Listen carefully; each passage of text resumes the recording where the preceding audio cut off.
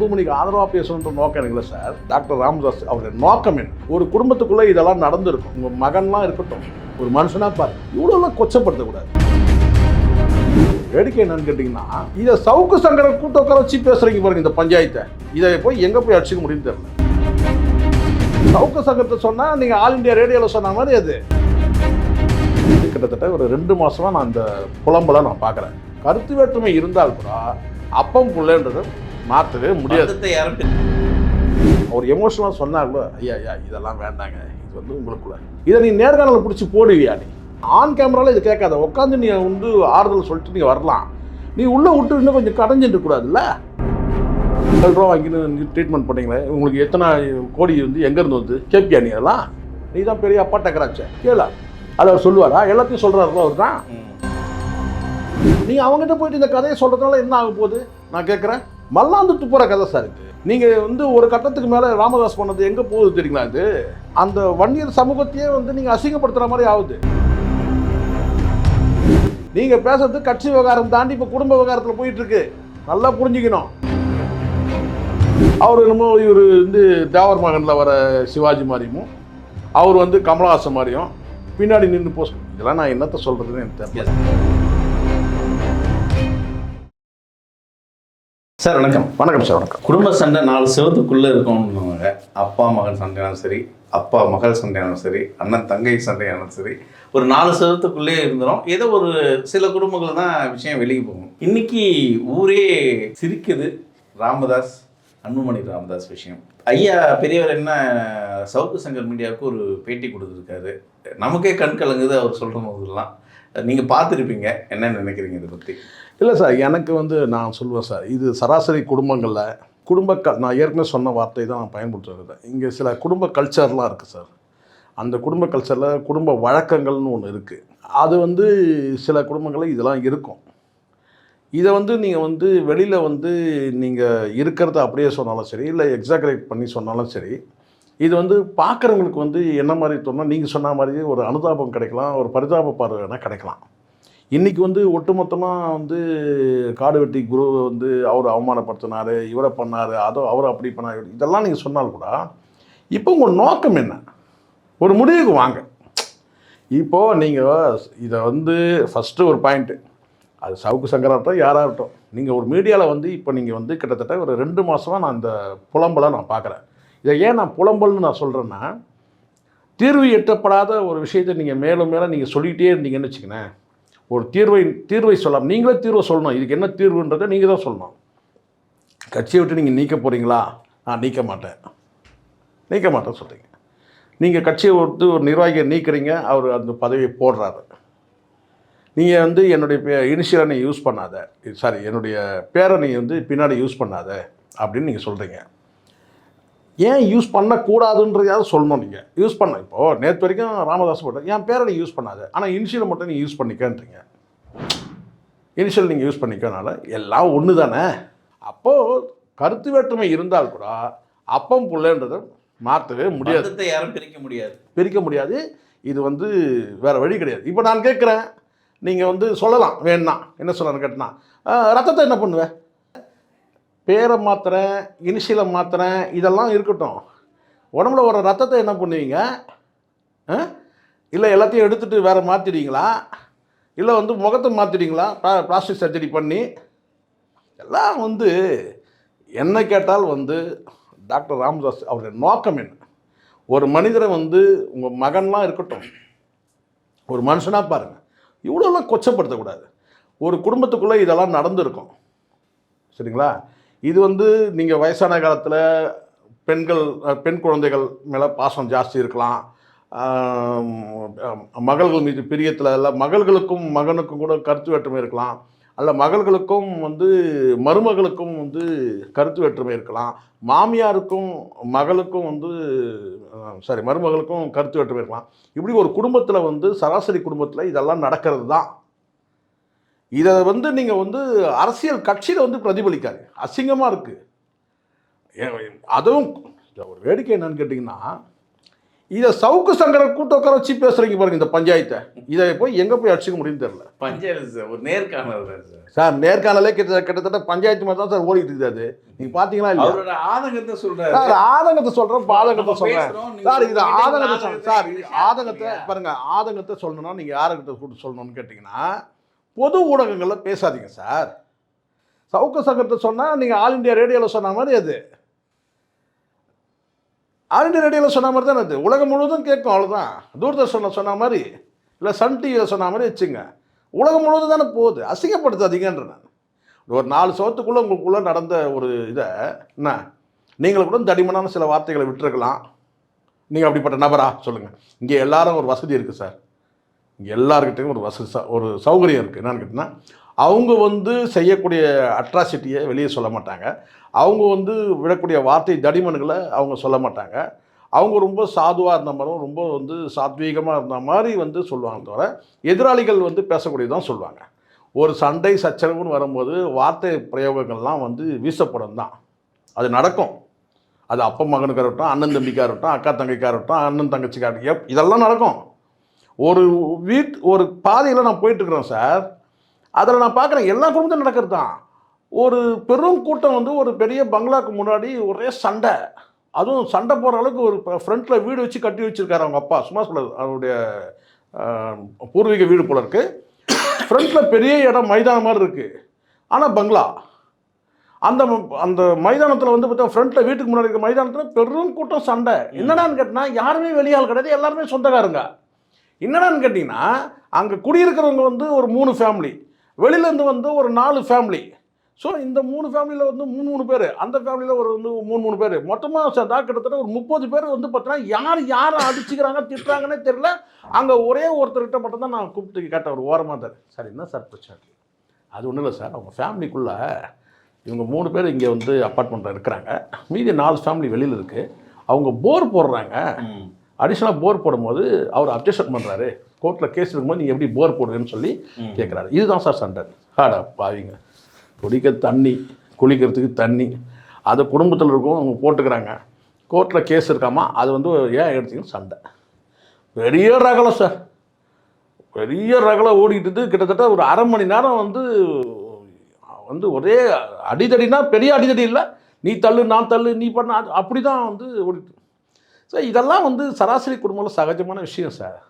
இதை கூட்டு வந்து நீங்கள் சவுக்கு சங்கத்தை பேசுகிற அளவுக்கு சவுக்கு சங்கர் ஒன்றும் ரொம்ப யோக்கியமாக கிடையாது. அது தவிர்க்க முடியாமல் நம்ம சொல்கிறோம். நீங்கள் ஊடக நேர்காணலில் கூட வந்து ஒரு நேர்மை இருக்குது.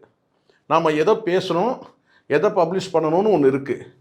உண்மையிலேயே வந்து சவுக்கு சங்கர் வந்து பார்த்திங்கன்னா வந்து பத்திரிகையாளர் இல்லை, ஒரு யூடியூபர்னு சொன்னால் கூட அவருக்கு வருத்தப்பட்டார். ஒரு இதில் நம்ம யூடியூபர்லாம் பத்திரிகையாளர் இல்லையான்ட்டு. இதெல்லாம் பத்திரிகையில் வந்து பிரசுரிக்கக்கூடிய விஷயம் கிடையாது. ஊடகங்களில் வந்து நேர்காணலில் பேசக்கூடிய விஷயங்களே கிடையாது. அவர் பேசுனது பல விஷயங்கள் பேசியிருக்கலாம் சார். இதெல்லாம் சொல்ல முடியாது. நானே வந்து சில கேள்விப்பட்ட கேள்வி ஞானங்களில் அவருடைய லாங்குவேஜ் வேறு மாதிரி இருக்கும். டாக்டர் ஐயான்னு சொல்கிறாங்க இல்லையா, டாக்டர் ராமதாஸுடைய வந்து லாங்குவேஜே வந்து கோபம் வந்தால் தடிமனான வார்த்தைகள் வந்து வேறு மாதிரி இருக்கும்னு சொல்கிறாங்க.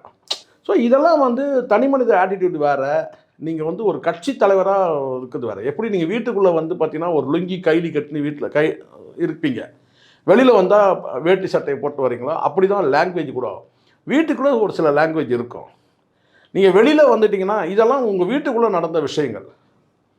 நீங்கள் வந்து ஒரு கட்சி தலைவராக வந்தோம்னா நம்ம என்ன பேசணும். ஆனால் ரொம்ப மோசமாக இருக்குது. நான் அதுவும் சவுக்கு சங்கர் வந்து இதை சவுக்கு சங்கர்கிட்ட இந்த நேர்காணல் கொடுக்கலாமா? நீங்கள் யார்கிட்டையுமே கொடுக்கக்கூடாது.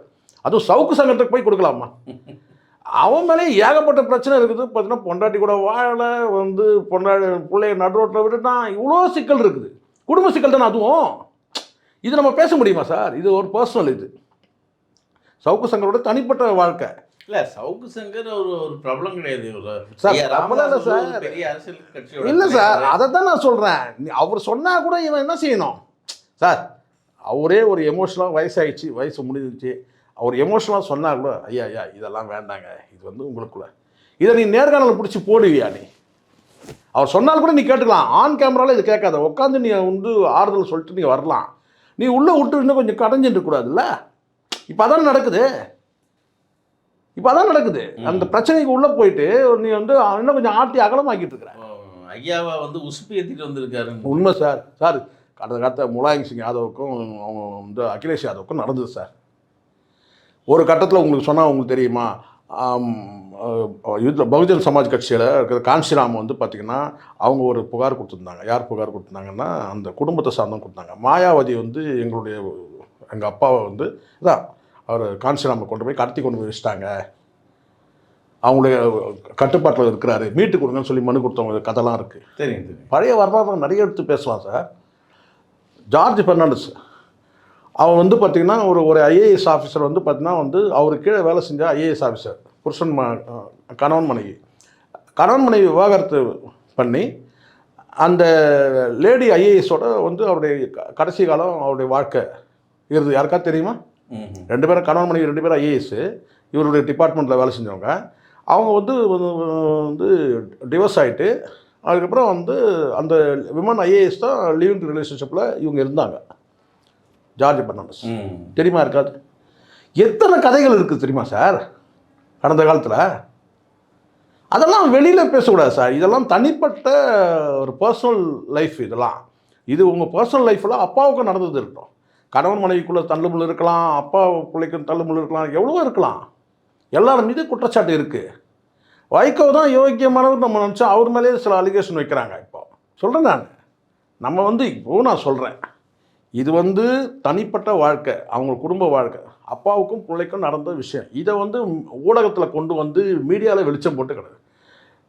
கொள்கை ரீதியாக இப்போ நான் சொல்கிறேன், இவ்வளோ பேசுகிறதில்ல, இந்த நேர்காணலே சொல்லுங்க பார்க்கலாம். ஏடிஎம்கேல வந்து இவங்க எவ்வளோ பெட்டி வாங்கினாங்க, டிஎம்கேல வந்து எவ்வளோ பெட்டி வாங்கினாங்க, அதே நேர்காணல் கேள பார்ப்போம். நீ தான் பெரிய அப்பா டக்கராச்சே, கேள ஐயா நீங்கள் வந்து இந்த வருஷத்தில் நீங்கள் ஏடிஎம்கோட கூட்டணிச்சிங்க ஐயா, எவ்வளோ பெட்டி வாங்கினீங்க, இந்த வருஷம் நீங்கள் வந்து எவ்வளோ கூட்டிங்க. சரிங்க ஐயா, நீங்கள் வந்து 75 பைசாவா இன்னும் வந்து 7 ரூபா வாங்கினீங்க, டாக்டர் வந்து ஃபீஸு 7 ரூபா வாங்கின்னு ட்ரீட்மெண்ட் பண்ணிங்களே, உங்களுக்கு எத்தனை கோடி வந்து எங்கேருந்து வந்து கேட்பியா நீ? அதெல்லாம் அதை அவர் சொல்லுவாரா? எல்லாத்தையும் சொல்கிறாருல அவர் தான். அதையும் கேளுங்களேன். ஒரு திண்டிவனத்தில் ஒரு முக்கூட்டில் ஒரு சின்ன ஒரு கிளினிக் வச்சுருந்தீங்க, இன்றைக்கி எப்படி வந்து இப்படி வந்து தைலாபுரத்தில் இவ்வளோ பெரிய தோட்டம் வாங்கினீங்க கேளுங்க, சொல்லுவீங்களா நீங்கள்? எப்படி ராமதாஸ் அறக்கட்டளை மாறிச்சு வந்து வன்னியர் அறக்கட்டளை பேசி சொல்லுவீங்களா நீங்கள்? சொல்லுவார் அவர்? நீங்கள் தான் எல்லா பர்சனலும் சொல்லக்கூடியவர் தானே. எல்லாம் தப்பு. ஒரு லிமிட் இருக்குது. நீங்கள் உங்கள் மருமகளையாக இருக்கட்டும் வந்து பார்த்தீங்கன்னா போன தடவையே நையாண்டி பண்ணது உங்களுக்கு தெரியும். அவங்க மாமான்னு கேட்டாங்க, நான் ஏமான்னு கேட்டேன். இதெல்லாம் வந்து என்ன கேட்டால் இருக்க வந்து வரம்பு மீறி போகிறீங்க. உங்களுடைய வரம்பு மீறிய வார்த்தைகளால் தான் நீங்கள் தரம் தாழ்ந்து போனதை. எப்போ வந்து திராவிட இயக்கங்களோட கூட்டணி வைக்கிறது வந்து தாயை புணர்வதற்கு சமம்னு சொல்லிட்டு நீங்கள் பேசுங்களோ அன்றைக்கி தான் ராமதாஸ் பிம்பம் கீழே விழுந்தது. சொல்லிவிட்டு அப்படியே நீங்கள் கூட்டணி வச்சிங்க பாருங்கள். அன்றைக்கி தான் வந்து முதல் செருப்படியே தொடங்குச்சு. அந்த கட்சிக்காரெல்லாம் காரி துப்ப ஆரம்பிச்சு அப்போ தான் முதல்ல. இப்போ என்ன பற்றி நான் அன்புமணிக்கு ஆதரவாக பேசணுன்ற நோக்கம் எனக்கு இல்லை சார்.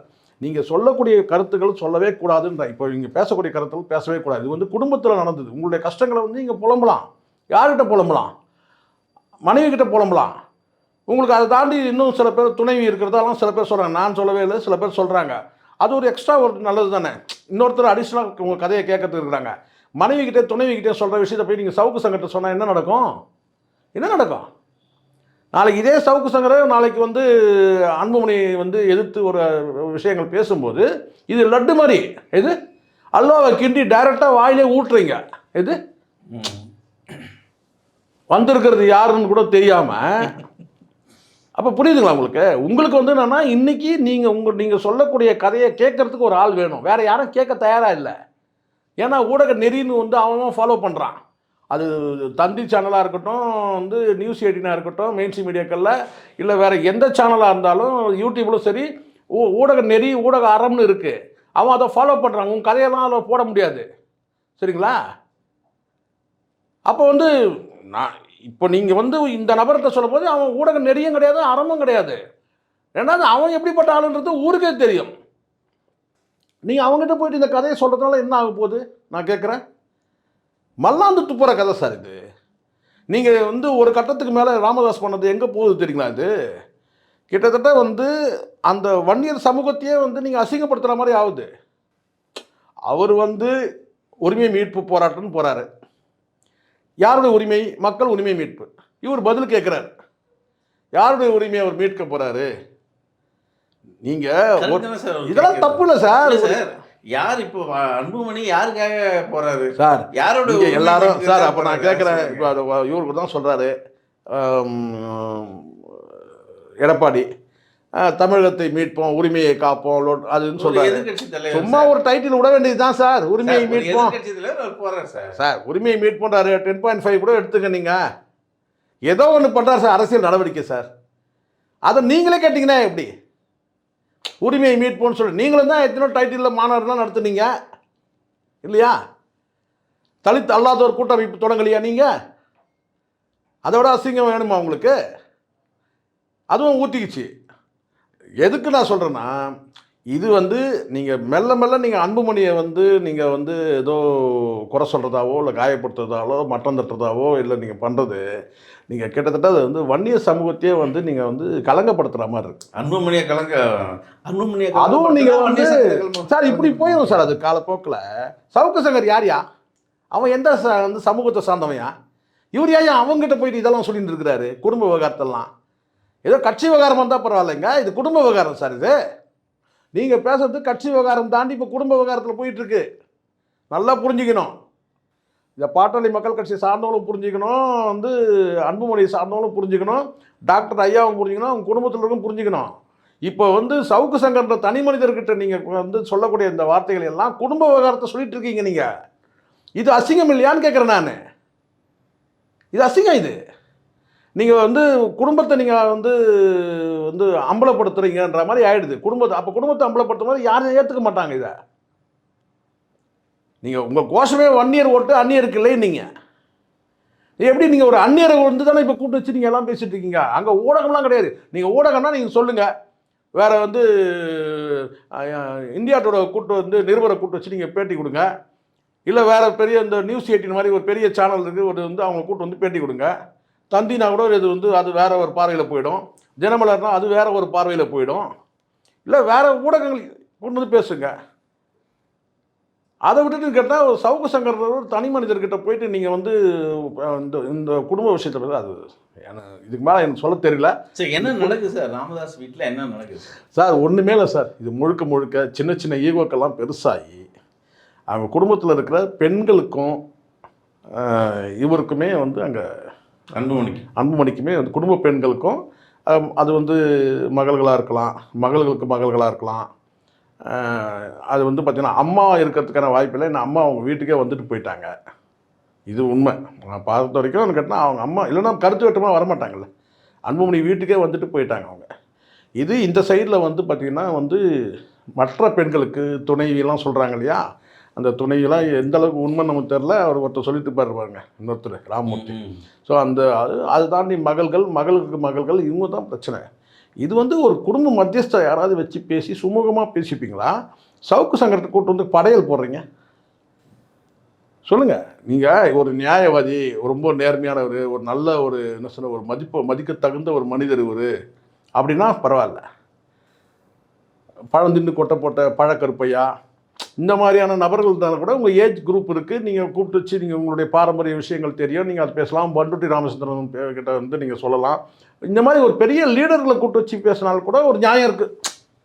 அதுவே தப்புன்னு தான் நான் சொல்லுவேன். ஏன்னா அது முழுக்க முழுக்க உங்கள் குடும்பம். இது உங்கள் சமுதாய மக்கள்னு இருக்கிறாங்கல்ல, சமுதாய கட்சி தானே அது. அதில் இருக்க பெரியவங்களை கூப்பிட்டு வச்சு பேசி அப்படி பண்ணுவீங்களா? கூட்டு போய் சவுக்கு சங்கத்தை போயிட்டு இதை கொட்டுறதுனால என்ன ஆகிட போகுது? என்ன சொல்யூஷன் எட்ட போகிறாரு அவர்? என்னமோ இவர் தேவர் மகனில் வர சிவாஜி மாதிரியும், அவர் கமலஹாசன் மாதிரியும் பின்னாடி நின்று போஸ்ட். இதெல்லாம் நான் என்னத்தை சொல்கிறதுன்னு எனக்கு தெரியல. சத்யராஜ் அமாவாசை மாதிரின்றீங்களா? நான் என்ன சொல்கிறது? ஸோ இதுக்கு மேலே பேசல அர்த்தமே இல்லை. நன்றி சார். நன்றி சார்.